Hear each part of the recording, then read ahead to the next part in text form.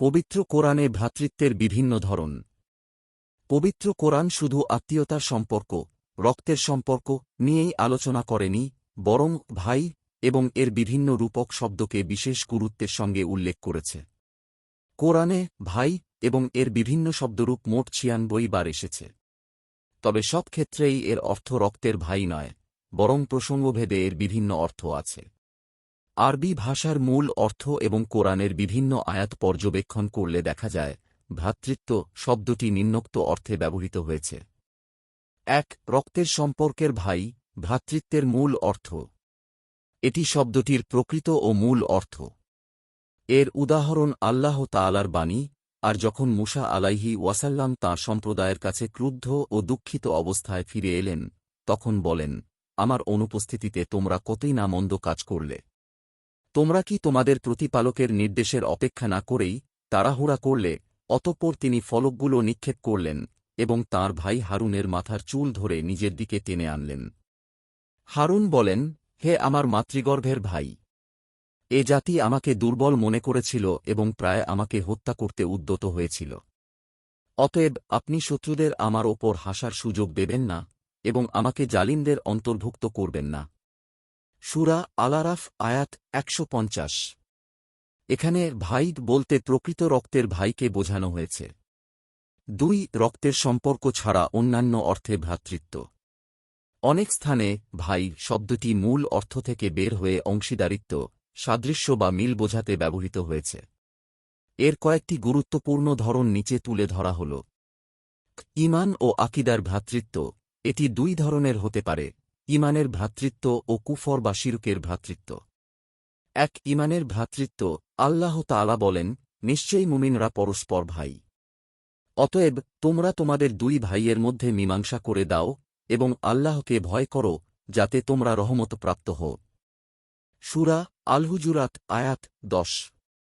ইমাম কুরতুবী বলেন, এখানে ভ্রাতৃত্ব বলতে বংশগত সম্পর্ক নয়, বরং দ্বীনের সম্পর্ক বোঝানো হয়েছে। এ কারণেই বলা হয়, দ্বীনের ভ্রাতৃত্ব রক্তের ভ্রাতৃত্বের চেয়ে অদৃঢ়। কারণ রক্তের সম্পর্ক ধর্ম ভিন্ন হলে ছিন্ন হয়ে যায়, কিন্তু ঈমানের সম্পর্ক বংশ ভিন্ন হলেও ছিন্ন হয় না। ২. কুফর ও মুনাফিকির ভ্রাতৃত্ব। আল্লাহ তাআলা বলেন, হে ঈমানদাররা! তোমরা তাদের মতো হয় না, যারা কুফরি করেছে এবং তাদের ভাইদের সম্পর্কে বলেছে, যখন তারা পৃথিবীতে সফরে ছিল অথবা যুদ্ধে গিয়েছিল, যদি তারা আমাদের কাছে থাকত, তবে মরত না এবং নিহত হতো না। আল্লাহ এ কথাকে তাদের অন্তরে অনুতাপের কারণ বানিয়ে দিয়েছেন।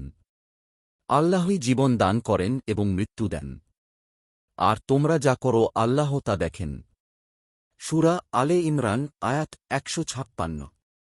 এখানে তাদের ভাই বলতে রক্তের ভাই বোঝানো হয়নি, বরং কুফর ও মুনাফিকিতে তাদের সহচরদের বোঝানো হয়েছে।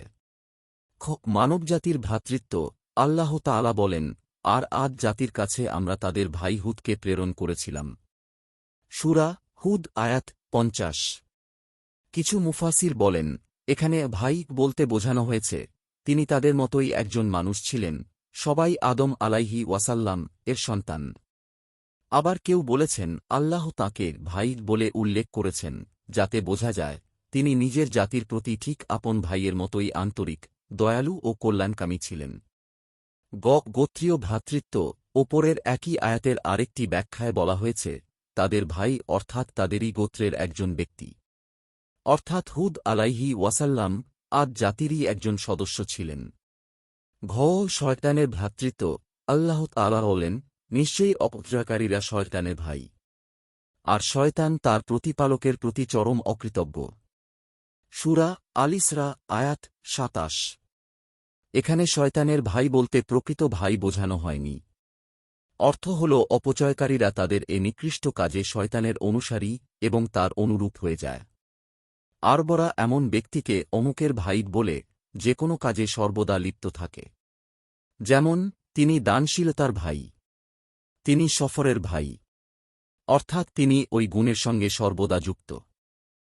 বিভিন্ন জাতির পারস্পরিক সম্পর্ক। আল্লাহ তাআলা বলেন, যখনই কোনো জাতি জাহান্নামে প্রবেশ করবে, তখনই তারা তাদের পূর্ববর্তী সঙ্গী জাতিকে অভিশাপ দেবে। অবশেষে যখন সবাই সেখানে একত্র হবে, তখন পরবর্তীরা পূর্ববর্তীদের সম্পর্কে বলবে, হে আমাদের রব! এরাই আমাদের পথভ্রষ্ট করেছে। অতএব তাদের দ্বিগুণ শাস্তি দিন। সূরা আল-আরাফ আয়াত ৩৮। এখানে তাদের বোন বলতে বোঝানো হয়েছে তাদের সমজাতীয়, অনুরূপ ও একই পথের অনুসারী জাতিকে। আল্লাহর নিদর্শনগুলোর পারস্পরিক সম্পর্ক। আল্লাহ তাআলা বলেন, আমি তাদের যে নিদর্শনই দেখিয়েছি তা পূর্ববর্তী নিদর্শনের চেয়েও বড় ছিল, আর আমি তাদের শাস্তির মাধ্যমে পাকড়াও করেছি যাতে তারা ফিরে আসে। সূরা আয-যুখরুফ আয়াত ৪৮। এখানে তার বোন বলতে বোঝানো হয়েছে মূসা আলাইহি ওয়াসাল্লাম। এর প্রতিটি মুজিজা আগেরটির সঙ্গে সম্পর্কযুক্ত ছিল এবং প্রত্যেকটি আগেরটির চেয়ে আরও অধিক শক্তিশালী ও স্পষ্ট ছিল। কিছু মুফাসির বলেন, প্রথম নিদর্শন একটি সত্য প্রমাণ করেছিল, দ্বিতীয়টি সেটিকে আরও স্পষ্ট করেছিল। এভাবে প্রতিটি নিদর্শন পূর্ববর্তীটির সঙ্গে সম্পর্কযুক্ত ছিল। এখানে ভ্রাতৃত্ব বলতে বোঝানো হয়েছে সাদৃশ্য, মিল ও পারস্পরিক সম্পর্ক। যেমন বলা হয়, এটি ওটির সাথী বা এটি ওটির অনুরূপ। এই আলোচনার একটি গুরুত্বপূর্ণ শিক্ষা, ওপরের আয়াতগুলোর আলোচনায় একটি গুরুত্বপূর্ণ বিষয় স্পষ্ট হয়, ঐক্যবদ্ধ ভাইয়েরা শক্তিশালী হয় আর বিচ্ছিন্ন হয়ে গেলে তারা দুর্বল হয়ে পড়ে। এটাই প্রকৃত ভ্রাতৃত্বের অন্যতম ফল।